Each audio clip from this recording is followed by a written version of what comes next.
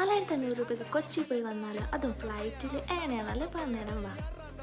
എൻ്റെ കാക്കൂൻ്റെ ഉമ്മാൻ്റെ വലിയൊരു ആഗ്രഹമാണ് ഫ്ലൈറ്റ് കയറുന്നില്ല. ഫ്ലൈറ്റ് കയറിയവർക്ക് ഇത് അത്ര വലിയ കാര്യമായിട്ടൊന്നും തോന്നില്ല, പക്ഷെ കയറാത്തവർക്ക് എന്താ പറയുക, അത് ഭയങ്കര ഒരു എക്സൈറ്റ്മെൻറ്റ് തന്നെയായിരിക്കും.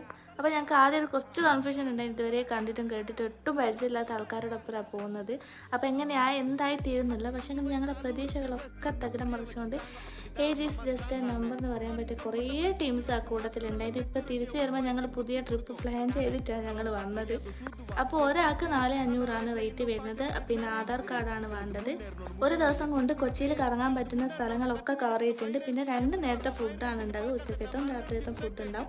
രാവിലെ നമ്മൾ ഫ്ലൈറ്റ് ലാൻഡിന് ശേഷം നമ്മൾ എന്താ പറയുക, മെട്രോ കയറുന്നതിന് മുന്നേ നമുക്ക് ഫുഡ് കഴിക്കാം. നമ്മൾ തന്നെ ക്യാഷ് എടുത്തിട്ട് ഫുഡ് കഴിക്കുന്നതാണ്. അപ്പോൾ അവരുടെ കോൺടാക്റ്റും ഡീറ്റെയിൽസും ഞാൻ കമൻറ്റ് ബോക്സിൽ പിൻ ചെയ്ത് നോക്കാം.